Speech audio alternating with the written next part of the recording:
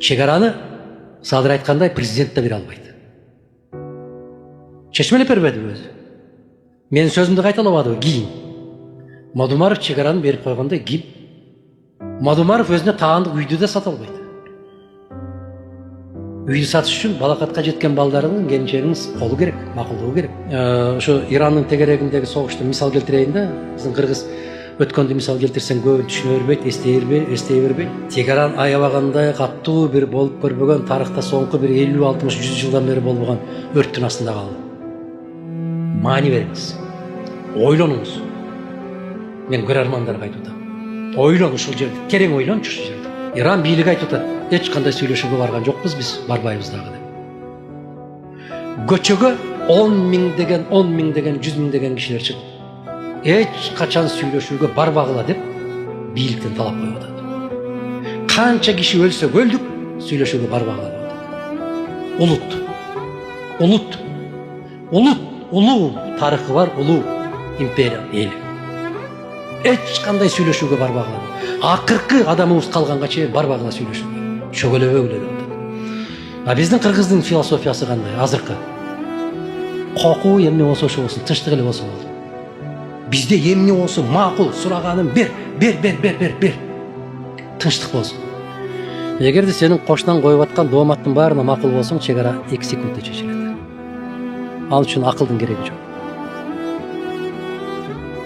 Академик Акаевдин, же Бакиевдин, же Атамбаевдин акыл иштебегенден чечилбей келип аткан жери жок.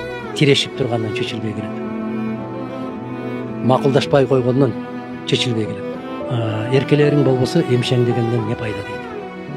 Таянаарың болбосо таамай сөздөн не пайда дейт. Эрди эр кылып тарбиялап, көтөрүп, көкөлөтүп чыккан эл болот.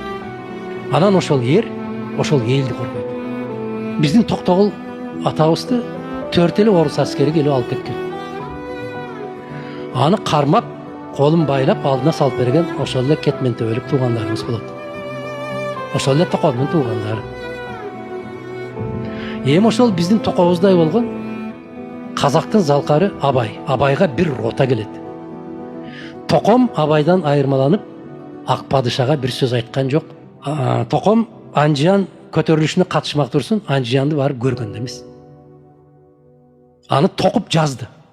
Азыр баягы бийликтин аркасына отуруп алып жазып аткандар бар го, току ура берет башкалар. Эксперттер. Башкалардын атынан жок, эксперт эмес, жана билимдүү болмуштар. Өзүнүн атын эмес, башка ат менен ура берет, жаза берет. Ошол Абайга бир рота аскер келгенде генерал келет. Казактар бүтүндөй баары колуна орок алып, балтасын алып, кетменин алып, бешилигин алып, Абайды урап туруп алат. Биздин баарыбызды өлтүрүп анан алып кетет деп. Рота аскер, курал менен келген аскер Абайды ала албай кетет. Өтө кооптуу жагдай. Оор жагдай. Ушуларды айтып койсоң, сен айткандай бирөөгө жагасың, бирөөгө жакпайсың. Бирок мен бирөөгө жагынайын дегенде оюм жок. Бир тырмактын учун чалып бирөөгө жагынайын деген оюм жок. Бирок мынол какшайган чындыкты айтып кетишим керек. Себеп адамдын рахаты, адамдын байлыгы ушунда турат. Көкүрөгүңдө эмне болсо ошону айтчы, айланайын. Быксып түтөгөчү. Адам канчалык сабаттуу болсо ал таарынбайт. Канчалык сабатсыз болсо ушунчалык үтүрөйүп таарынчак болот. Кекчил болот. Адам алсыз адам кекчил болот. Мисалы Салижан Жигитовду кезинде не деп гана тепкилебедиги? Коом. Айткан сөздөрү жакпайт дегенде. Ошол Салижан Жигитов агабыз айтып атпайбы? Кыргыз интеллигенциясы дейт, көңдө өскөн гүл сыяктуу дейт. Кайдан шамал урса ошол жака ийилип эле жата берет дейт.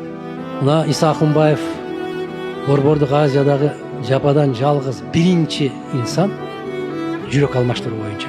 Чыңгыз Айтматов Ленин сыйлыгын алганда телеграмма жазып атат. Муну кайталап айтам. Улуту улуу боло албаган элдин уулдары улуу болууга милдеттүү деп. Жандырмагын караңызчы. Демек, бул академик өзүнчө аксакалыбыз улутка дарт белгисин коюп атат да, диагноз коюп атат. Мен конкреттүү бир кишини айттым эле, Аллахтын молдосусунбу же бул кишинин молдосусунбу? Адақан аке өзүңүз көрүп турасыз да деди. Экинчи бир аалымга суроо бердим. Падыша Аллахтын жердеги көлөкөсү деп айтасыңар. Үтүр бар, үтүрдөн кийин уландысы бар. Эмне үчүн уландысын айтпайсыңар? Биздин пайгамбарыбыз Мухаммад саллаллаху алейхи вассалам жөөттөргө китебиңерди алып келгилечи деп китебин алып келип оку деген ушул жерин окуп атканда тиги бармагың менен таштап койгон сөздү кошуп оку деген. Себеп ал китепте Ахмадтын келишин баяндаган. А жөөттөр бармагы менен басып туруп таштап коюп өтүп кетип баратат. Ошол сыяктуу болбой сен үтүрдөн кийинкисин кошчу дедим мен. Жаман болуп кетти, аябай жаман болуп кетти. Жөөттөргө салыштырганда үтүрдөн кийинкиси бар. Эгерде падышанын өкүмү шарий өкүмдөр болсо дейт. Анан толук окубаган чала сабат коом болсо, аларды ар кандай кылып башын айландырса боло берет. Ошон үчүн алар жалгыз өзүнө шек келтирбестен бүтүндөй динге шек келтирип коюшу мүмкүн. Чыңгыз Айтматов өмүрүнүн аягында айтты эле да. Ушул заманды кандай кабыл алып атасыз десе, менин окурмандарым башка аалам, башка планетага көчүп кеткен сыяктанат деп. Демек ал киши дагы ал кишинин сөзүн түшүнгөн, ал кишинин чыгармасын окуган коом калбай калды деген сөз да. Эми алар аябай маданияттуу болуп айтышат сөздөрдү. А биз тарс этип айтып коебуз. Ушуну менен жакшы көрүнгөнгө жакшы көрүнүп, жаман көрүнгөнгө жаман көрүнүп отура беребиз.